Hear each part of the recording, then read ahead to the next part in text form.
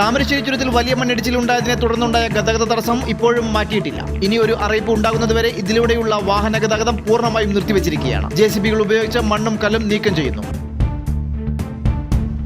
താമരശ്ശേരി ചുരത്തിലെ 9ാം വളവ്, അതായത് view point, ഇവിടെയാണ് മണ്ണിടിച്ചിലുണ്ടായിട്ടുള്ളത്. മണ്ണിടിച്ചിലിനെ തുടർന്ന് ചുരത്തിൻ്റെ അവസ്ഥ ഇപ്പോൾ ഇതാണ്. ഭാഗികമായി വാഹനങ്ങൾ ഇന്നലെ രാത്രി കടത്തിവിട്ടിരുന്നു. ഇപ്പോൾ വാഹനങ്ങൾക്ക് പ്രവേശനമില്ല എന്നുള്ള തരത്തിൽ. അപ്പോൾ കോഴിക്കോട് ഭാഗത്തേക്ക് പോകുന്ന വാഹനങ്ങളും അതോടൊപ്പം തന്നെ വയനാട് ഭാഗത്തേക്കുള്ള വാഹനങ്ങളും കുറ്റ്യാടി ചുരമോ അല്ലെങ്കിൽ നാടുകാണി ചുരമോ ആശ്രയിക്കണം എന്നുള്ളതാണ് നിർദ്ദേശം. അതിൻ്റെ ഒരു വ്യാപ്തി എന്ന് പറയുന്നത് മുകളിൽ നിന്ന് താഴേക്ക് പാറ പതിച്ച് എത്തി എന്നുള്ളതാണ്. ഈ പാറകളുടെ ഒരു പ്രത്യേകത നമുക്ക് കാണാൻ പറ്റുന്നത് എല്ലാം ഒരു പരന്ന നിലയിലുള്ള പാറകളാണ്. കുറേ പാറകൾ, ഈ സ്ലേറ്റ് പോലെയുള്ള പാറകളാണ് നമുക്ക് ഇവിടെ കാണാൻ പറ്റുന്നത്. ചുരത്തിൽ മഴ പെയ്യുന്നുണ്ട്, ലക്കിടി ഭാഗത്ത് മഴ പെയ്യുന്നുണ്ട്. ഇന്ന് രാവിലെ തന്നെ ഇതുമായി ബന്ധപ്പെട്ട പരിശോധനകൾ നടത്തുന്നുണ്ട്.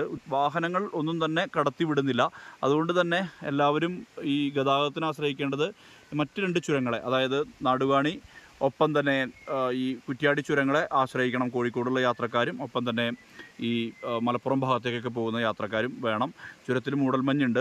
രാവിലെ തന്നെ ഇതുമായി ബന്ധപ്പെട്ട പരിശോധനകൾ നടക്കും. പോലീസ് ഉദ്യോഗസ്ഥരുണ്ട്, ഫയർഫോഴ്സ്, മറ്റുള്ള സംവിധാനങ്ങളുണ്ട്. ജിയോളജി വകുപ്പിൻ്റെ പരിശോധന നടത്തും. ഒരു പാറയുടെ വലിപ്പമൊക്കെ നമുക്കിപ്പോൾ കാണാൻ കഴിയുന്നുണ്ട്. കാരണം അത്രയും വലിയ വലിപ്പത്തിലുള്ള പരന്ന പാറ, അതിങ്ങനെ ഇതൊക്കെ തന്നെ പരന്ന പാറകളാണ്. അതാണ് നമുക്കിവിടെ കാണാൻ പറ്റുന്നതും. എന്തായാലും വലിയ രീതിയിലുള്ളൊരു മണ്ണിടിച്ചിൽ ഉണ്ടായിട്ടുണ്ട്. ഈ പരിശോധന നടക്കുന്നുണ്ട്. അതിനുശേഷം അതിൻ്റെ ഒരു സ്റ്റെബിലിറ്റി വെച്ചുകൊണ്ട് എത്രത്തോളം യാത്ര ചെയ്യാൻ കഴിയുന്നുള്ള കാര്യത്തിലൊക്കെ ഒരു വ്യക്തത വരേണ്ടത് ഈ പരിശോധനയ്ക്ക് ശേഷം മാത്രമാകും. അതിനുശേഷമാകും ഗതാഗതത്തിന് പൂർണ്ണമായും ഈ ചുരം പാത തുറന്നു കൊടുക്കുക.